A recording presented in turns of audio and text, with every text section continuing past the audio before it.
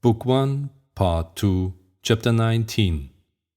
The attack on the 6 chasseurs secured the retreat of our right flank. In the center, Tushin's forgotten battery, which had managed to set fire to the Schöngraben village, delayed the French advance. The French were putting out the fire which the wind was spreading and thus gave us time to retreat. The retirement of the center to the other side of the dip in the ground at the rear was hurried and noisy, but the different companies did not get mixed. But our left, which consisted of the Azov and Podolsk infantry and the Pavlograd hussars, was simultaneously attacked and outflanked by superior French forces under Lannes and was thrown into confusion. Bagration had sent Zherkov to the general commanding that left flank with orders to retreat immediately. Zherkov, not removing his hand from his cap, turned his horse about and galloped off. But no sooner had he left Bagration than his courage failed him. He was seized by panic and could not go where it was dangerous. Having reached the left flank, instead of going to the front where the firing was, he began to look for the general and his staff where they could not possibly be, and so did not deliver the order. The command of the left flank belonged by seniority to the commander of the regiment Kutuzov had reviewed at Braunau, and in which Dolokhov was serving as a private.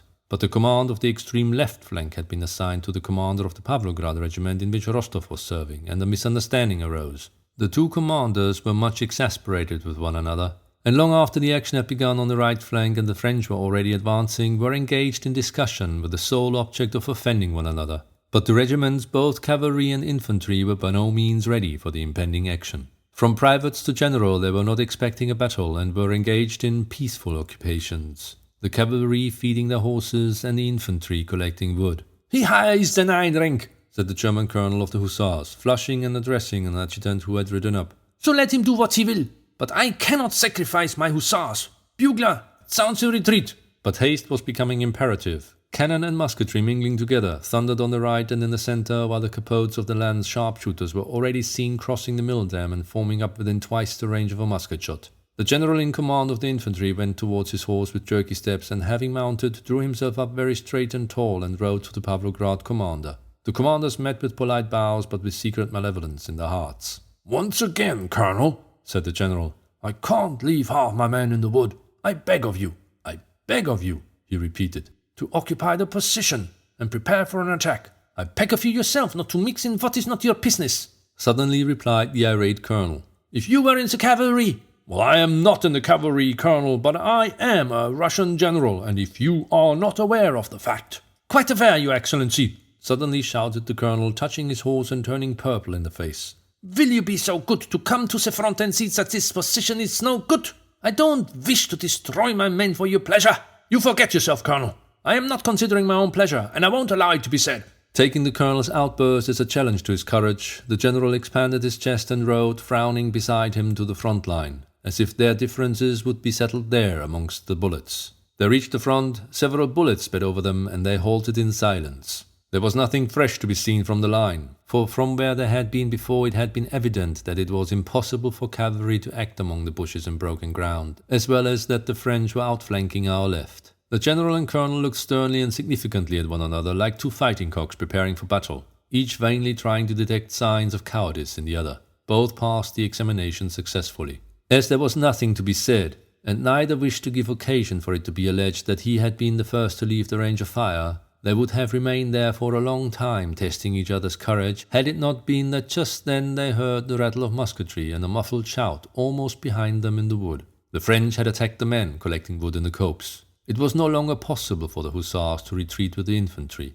They were cut off from the line of retreat on the left by the French. However inconvenient the position, it was now necessary to attack in order to cut a way through for themselves. The squadron in which Rostov was serving had scarcely time to mount before it was halted facing the enemy. Again, as at the Enns bridge, there was nothing between the squadron and the enemy, and again that terrible dividing line of uncertainty and fear, resembling the line separating the living from the dead, lay between them. All were conscious of this unseen line, and the question whether they would cross it or not, and how they would cross it, agitated them all. The colonel rode to the front, angrily gave some reply to questions put to him by the officers, and like a man desperately insisting on having his own way, gave an order. No one said anything definite, but the rumor of an attack spread through the squadron. The command to form up rang out, and the sabres whizzed as they were drawn from their scabbards. Still no one moved. The troops on the left flank, infantry and hussars alike, felt that the commander did not himself know what to do, and this irresolution communicated itself to the men. If only they would be quick, thought Rostov, feeling that at last the time had come to experience the joy of an attack of which he had so often heard from his fellow hussars. "Forward with God, lads!" rang out Denisov's voice. "And at what? Forward!"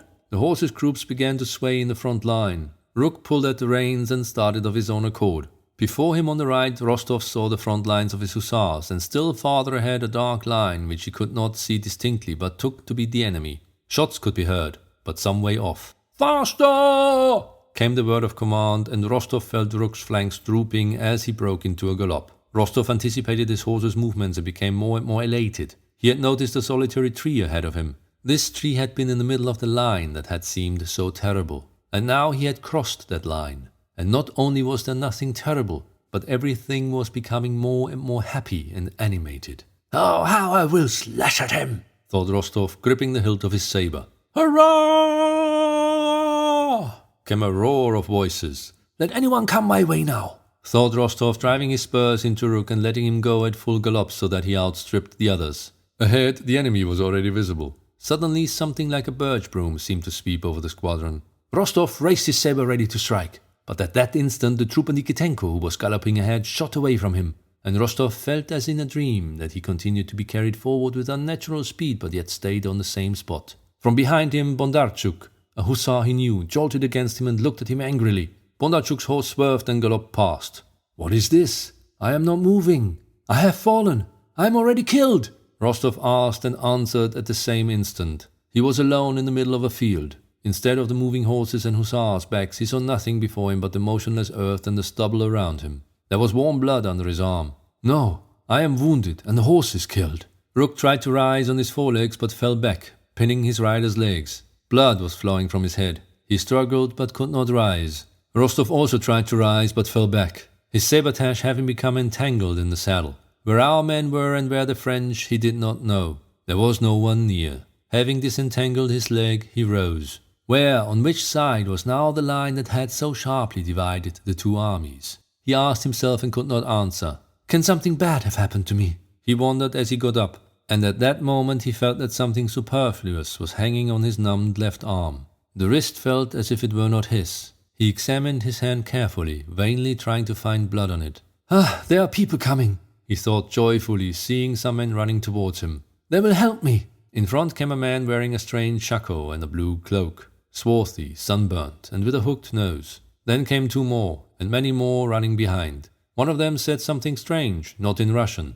In among the hindmost of these men wearing similar shakos was a Russian hussar. He was being held by the arms, and his horse was being led behind him. "It must be one of ours, a prisoner, yes. Can it be that they will take me too? Who are these men?" thought Rostov, scarcely believing his eyes. "Can they be French?" He looked at the approaching Frenchmen, and thought but a moment before he had been galloping to get at them and hack them to pieces. Their proximity now seemed so awful that he could not believe his eyes. "Who are they? Why are they running? Can they be coming at me? And why? To kill me? Me, who everybody loves?" He remembered his mother's love for him and his family's and his friends, and the enemy's intention to kill him seemed impossible. "But perhaps they really will kill me." For more than 10 seconds he stood not moving from the spot or realizing the situation. The foremost Frenchman, the one with the hooked nose, was already so close that the expression of his face could be seen. And the excited, alien face of that man, his bayonet hanging down, holding his breath and running so lightly, frightened Rostov. He seized his pistol and instead of firing it, flung it at the Frenchman and ran with all his might towards the bushes.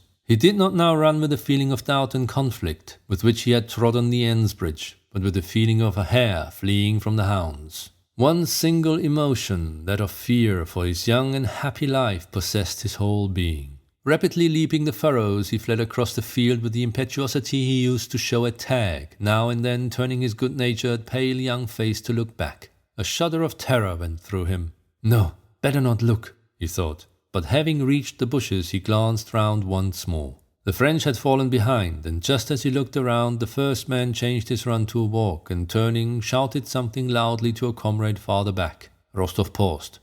"No, there's some mistake," thought he. "They couldn't really have wanted to kill me." But at the same time his left arm felt as heavy as if a 5-stone weight were tied to it. He could run no more. The Frenchman also stopped and took aim. Rostov closed his eyes and stooped down. One bullet, and then another whistled past him. He mustered his last remaining strength, took hold of his left hand with his right, and reached the bushes. Behind the bushes were some Russian sharpshooters.